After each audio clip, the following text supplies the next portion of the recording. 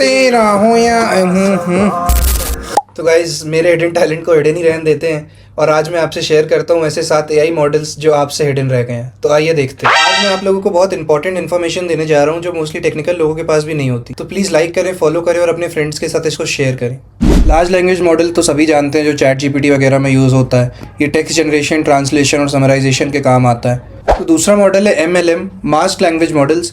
ये हमारा basically sentences के बीच में वर्ड्स को आइडेंटिफाई करने के काम आता है। जैसे यहाँ पे हमने दिया है I love to mask in Python. Mask का मतलब यहाँ पे कोड आइडेंटिफाई कर लेगा ये। इसका यूज सर्चिंग, सेंटिमेंट एनालिसिस और क्वेश्चन आंसरिंग के लिए होता है। फिर इसके बाद हमारे पास आ जाता है SLM, small language model. Similarly chat GPT जैसे ही काम करता है, पर ये हमारे मोबाइल या लैपटॉप से भी रन हो जाता है डायरेक्टली। जैसे हम सर्वर को एक्सेस करते हैं, जो बड़े बड़े सर्वर्स होते हैं, जीपीयूज होते हैं जिनके अंदर, उसको हटा के ये हमारे छोटे सिस्टम्स में भी रन हो जाता है। फिर आता है वीएलएम, विजन लैंग्वेज मॉडल। ये इमेजेस और टेक्स्ट को समझता है। अगर हमें किसी इमेज का कैप्शन जनरेट करना हो या फिर किसी इमेज में किसी ऑब्जेक्ट को आइडेंटिफाई करना हो तो ये उसके काम आता है। फिर आ जाता है एसएएम, सेगमेंट एनीथिंग मॉडल। इसका यूज केस अभी आपने रिसेंटली सुना होगा जब सैमसंग और एप्पल ने अपने नए फोन्स लॉन्च किए थे और उसमें फोटो एडिटिंग का यूज करके ऑब्जेक्ट्स रिमूव करना सिखाया था। तो ये मॉडल उसी के काम आता है। फिर आ जाता है एलसीएम, लैंग्वेज कंडीशन मॉडल। जैसे हमने रोबोट मूवी में देखा था, चिट्टी रोबोट को ऑर्डर करते थे कि यहाँ जाओ, वहां जाओ, राइट लो, लेफ्ट लो, ये वाला काम करो, गाड़ी चलाओ। तो ये मॉडल उसके यूज आता है किसी रोबोट को इंस्ट्रक्शन देने के लिए। आज के टाइम पे स्मार्ट होम्स में भी इसका यूज होता है। फिर आ जाता है लास्ट में एमओई, मिक्सचर ऑफ एक्सपर्ट्स।